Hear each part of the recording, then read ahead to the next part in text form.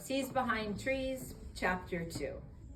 I had spent so much time worrying about failing the test and not receiving a man's name that I didn't know what to do when I passed it and got one. And I was not alone in my confusion. By the end of the day, every boy in the village was someone new.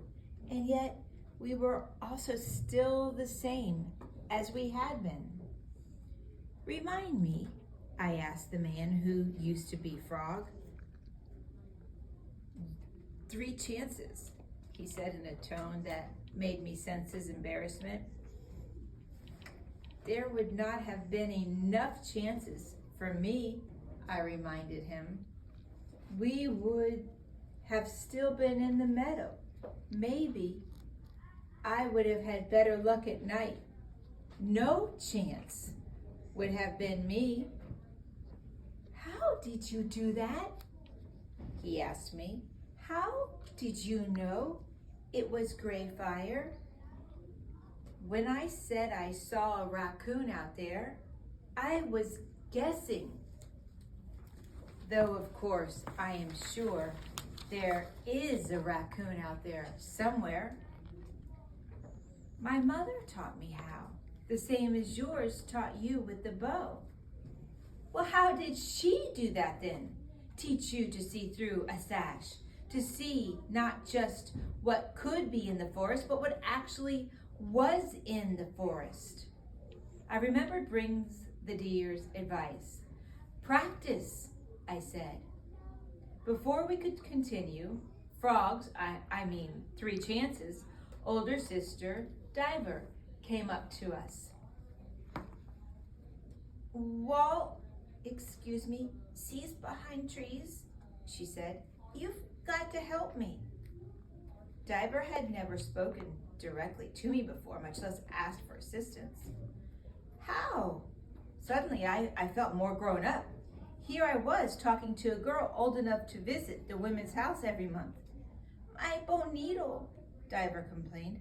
It took me days and days to shape it, to get to the point small enough to follow my awl through the deer hide, and to make the eye large enough to welcome sinew without mashing it up.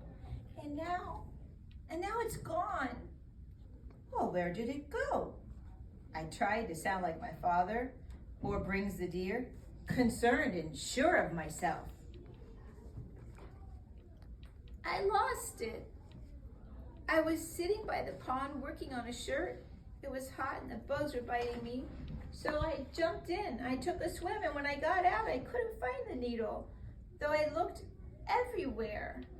Oh, she's always doing things like that, 3 chances whispered, but loud enough for Diver to hear him. I am not. Only once before. Well, what about Mother's ladle? Well, that was different. It was old. It just broke. Oh, it was not meant for prying up cooking rocks. You should have been doing that work anyway. But no, as usual, you were off playing, and I had to do your job as well as mine. I knew that this sister and brother could talk to each other in this manner for a very long time. So I interrupted. I still don't understand, I said to Diver. Do you want me to help you search for it? No. Her impatience with Frog spilled over and splashed onto me. I want you to find it. Shut your eyes and see it, like you did gray fire today. I was proud that a grown-up girl believed I could do such things. I felt more like a man every minute. All right, I agreed, and I shut my eyes. I listened very hard. I listened with every ear of my ear, but all that came to me was the sound of Diver's breathing, the air hissing in and out of her mouth. I see a fish, I said, imagining the beat of gills. Diver's breathing got faster. Has this fish swallowed my needle? Well, maybe. Maybe. This was not the word she was expecting. Well, it might have. I never realized that breathing could be so loud. So I opened my eyes, and Diver was standing directly in front of me, her head to one side, a frown drawing her forehead together. You guys act that out. A frown drawing your forehead together. Good. Does that mean she's happy? She's pleased with what he's doing, or she's not? No, she's like, like, come on already. She's getting impatient. That's good, Ronald. Quit playing games with me, she demanded. This is serious. I've got better things to do than to make a new needle. Well, stand back then, I told her. And when she did, I tried again. In my head, I drew a picture of the needle and I stared at it. So he's visualizing everything that she's described about this needle. And then I threw the needle out into the forest and I tried to watch where it had landed. Unfortunately, the minute it left my mind, it disappeared, just like Diver's needle had done. Well, she was beginning to be annoyed with me. Come on, where is it? Tell her, Three Chances urged. Then she'll leave us alone. I can't do it by myself, I said. I don't know enough about the problem. Well, who can tell you? Three Chances inquired. Only Diver. It's her needle after all, and she knows more about it than anyone else. If I knew that much about it, I wouldn't be here asking a little boy to help me. Little boy, that stung. Just as she meant for it to. What does it mean it stung? It hurt. Like it hurt. It aggravated, it irritated. Yeah, very good, you guys. Tell me about this hiding needle, I asked, pretending not to have noticed that what she just called me. What sort of needle is it? It's a needle. Diver was losing confidence in my abilities. I mean, is it a happy needle? A stubborn needle? A sneaky needle? I didn't know what I was asking exactly. It's a lost needle. Yes, I know, but what kind of lost needle? It's, she struggled to understand what I needed to know. It's a sticky needle. You mean at its point? At its point, but also there's this part along the side that keeps snagging on things. When I try to sew, it sort of makes a rip in a hole. That's because you didn't shape it very well, Three Chances suggested. You didn't take enough time. Well, I was too busy digging cooking stones for you, Diver shot back at him. You never take your time, he accused. You're always somewhere else when it's your turn to work. Wait a minute, I said. Tell me more about the sticky part.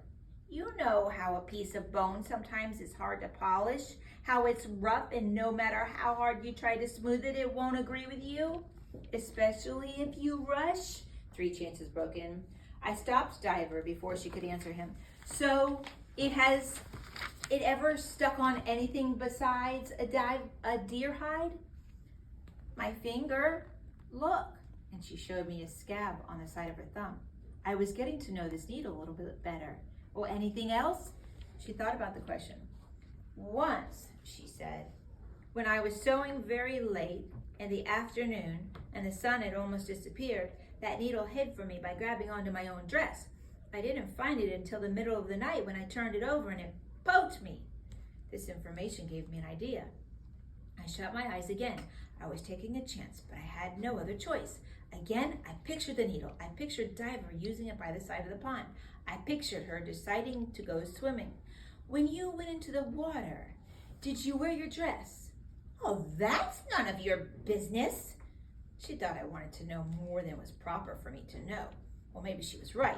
Before I could stop myself, I pictured Diver without her dress. But then I closed that one eye that peeped at her and I went back to the needle. When you took off your dress, where did you put it? And I leaped over the question.